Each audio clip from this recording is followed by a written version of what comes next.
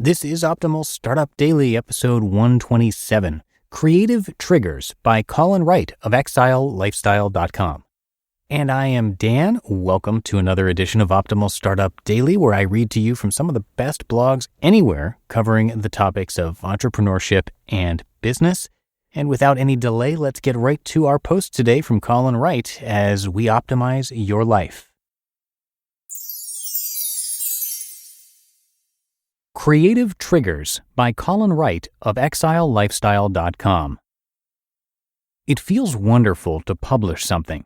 It's an experience I first had way back in high school when the web was still young, and when, despite having access to basic computer production software, my journalism class still taught the not yet phased out craft of physically laying out a page, every line of text on every page of the paper one by one, before sending it off to be printed for public consumption. There was something very honest feeling about that process, though I've come to learn in the years since that it's possible to experience something similar using digital tools. It's not the tangibility of these processes and materials that matters, but how invested you become in producing something that feels right, that is made with intention and purpose, that you're proud to have played a role in making whether or not your name is on it somewhere. I started out as a columnist and editorial cartoonist, and a year later took on more responsibility as the art and design editor. My written and illustrative work was periodically picked up and republished by the local city paper, but although that was flattering, it didn't offer the same creative resonance as the work published in our school paper. There was something special about having been involved with a project beginning to end, solving a million small problems, dealing with countless paper cuts and ink stains, publishing related battle scars, in order to produce something of substance before sending it out into the world. Like most school papers, ours wasn't impressive by the standards of other, bigger, well-funded and managed and staffed publications, but it was ours, and it allowed us to see how effort and frustration and pushing oneself to one's limits in terms of time and attention and skill can coalesce into a finished product, something you can marvel at in the aftermath and say, I made this. I'd always enjoyed making things, but before that moment, before that collection of journalistic adventures and minor dramas, I didn't realize just how much of a psychological trigger the act of producing and distributing would be for me. To make something and to be able to share that thing. My first business, started several years later while I was in college, was a culture magazine. I took what I learned back in my newspaper days, combined that knowledge with what I picked up while producing a pocketable, handmade zine, and ran with it. Running a business was not something to which I aspired. Entrepreneurship wasn't a sexy thing yet. Facebook was still just starting to happen, and Silicon Valley was dominated by buffoonish-seeming post-dot-com bubble holdouts, not hot, young digital rock stars. And all I really wanted to do was make something interesting and valuable and share it with people. The jobs I worked at the time, including doing all of the design work for a local glossy magazine, didn't provide that outlet. Getting into business was just a means to that end.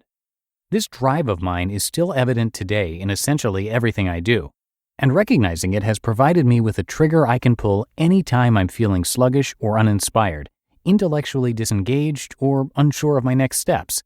The simple act of making something, of creating things that wouldn't have existed without my active effort and intention, feels good. It makes me feel alive. Being capable of sharing that thing, that creation, amplifies this feeling. Not all creations need to be shared, and the majority of my work, be it visual or written or whatever else, is never seen by anyone but me. But knowing I can disseminate the good stuff that bubbles up out of my creative efforts makes the whole process more vibrant. It's nice to think that I might be able to share some of that joy, some of that knowledge, some of that perspective with someone, perhaps many someones.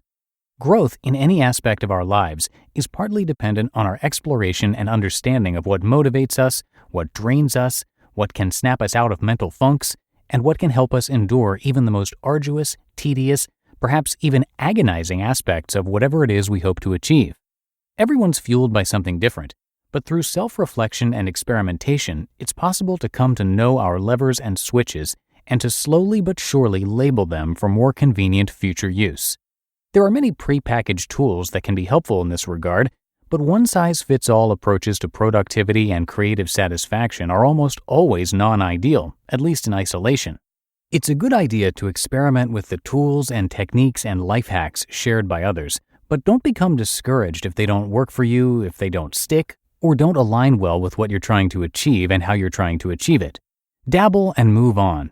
And if you discover pieces of pre-packaged approaches that do help or that nudge you in a positive direction, integrate them into your own custom-tailored method of making things without worrying about adopting that method in its entirety.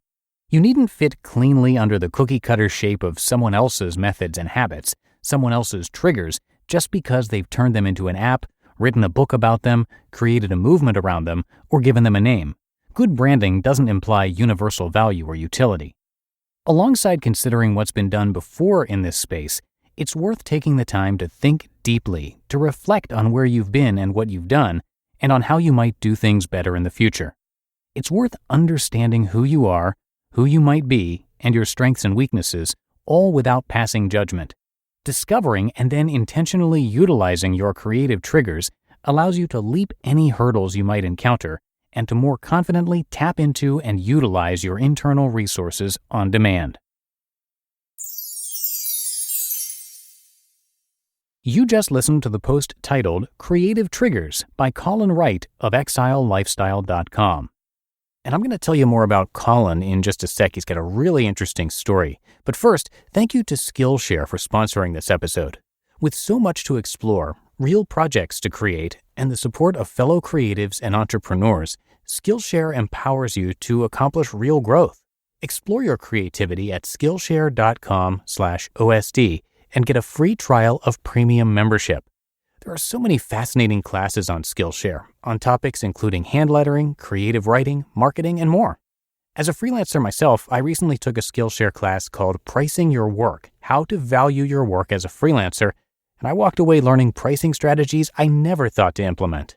And it's really affordable too. Skillshare's annual subscription is less than $10 per month, and I was amazed at just how much I was able to learn at such an affordable price.